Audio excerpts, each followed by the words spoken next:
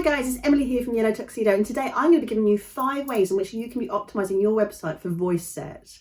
Voice search, why is it so important? Well, let's face it, over 20% of current Google searches are done by voice search. We have Siri, we have Google Home, we have Alexa. There are so many products being sold on the market right now. In fact, 400 million products have been sold worldwide to householders just like yourselves. If you are not adopting this now, you're missing out on so much traffic to your site, and it's worth investing the time and energy right now to make sure you're getting it right.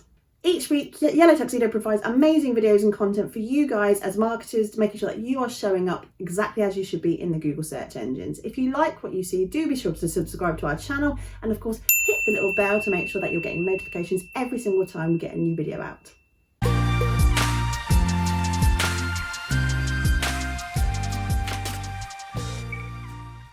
So, optimizing your website for voice is not as scary as it sounds. In fact, if you are already optimizing your site for mobile use, then actually you are halfway there anyway. So just carrying on those really good techniques and making sure that you're showing up on mobile will serve you well for voice. So firstly, how can we get started making sure that our content is properly optimized for voice search? Now, the simple thing we can be doing is our keyword research. We talk about this with past presence, current presence, our future clients. We'll always talk about keyword research and how important it is to make sure that we are absolutely nailing what people are already searching for. The thing we always like to say is start answering the questions that people are already asking on the internet. So using Google search, using Google Trends, using things like Answer the Public, which is a really cool tool to put your keywords in to come up with actual questions that people are searching for, and thinking about the responses to those questions that you could be putting out on the internet. Using long tail keywords versus short tail keywords is really important when you consider voice. Think about how you use the technology. You always ask a question to Alexa or Siri or whoever you're asking. With that in mind, and I'll use the example of digital marketing, you're never going to ask digital marketing to Alexa. You might ask digital marketing companies near me, and therefore you're going to get a result of companies that are nearby to you.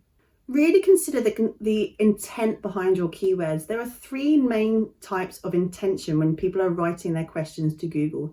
They are informational intent, they are geographical intent, and they're also transactional intent. Making sure that those questions and those intentions are answered as well is really important. The second thing that you can do today to make sure that you are answering those questions is to really work on your FAQs page on your website.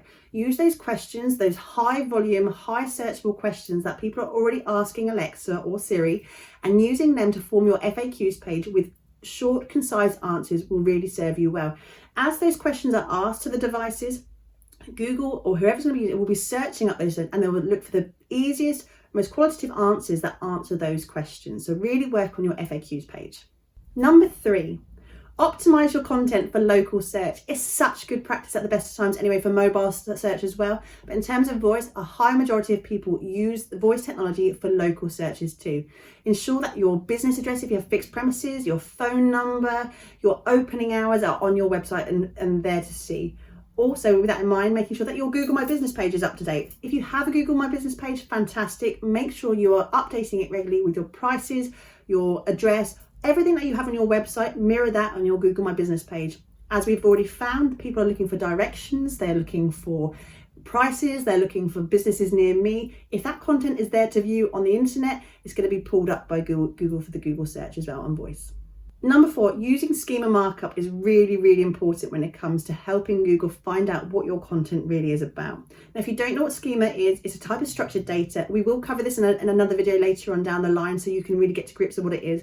But basically, it's a way of informing Google exactly what your content is about. If you've got a recipe, or you've got a review, or a product that you want to be promoting, or an article that you've written about a specific type of event, it's really good to use schema markup to really inform Google how you want to be seen in the SERPs and also in the voice. Number 5, looking at your page speed will really serve you well in terms of coming up in the voice search. It's been proven that a voice search will pull up results in 0.54 seconds compared to a desktop view of 2.1 seconds. With that in mind, making sure it's good practice to make sure that you have your images are crunched down, making sure that you haven't got too much text, making sure you're not using plugins in the background that are really slowing down your website. Get your page speed as quick as you can, and that will really serve you well when it comes to the voice. And that's 5 simple ways that you can take an action today on your website to improve your chances of being found on voice search. Of course, there's plenty more information out there and more detail, but as an introduction, 5 simple ways that you can action today will really help you get found on Alexa, on Siri, on Google, and whatever comes out in the future. Give yourself a chance of being found. I hope you find that useful. If you want to find out more about Yellow Tuxedo, as we said, be sure to subscribe to our channel and of course click the little button for more alerts of every single week with our new videos all about digital marketing, digital skills and online presence.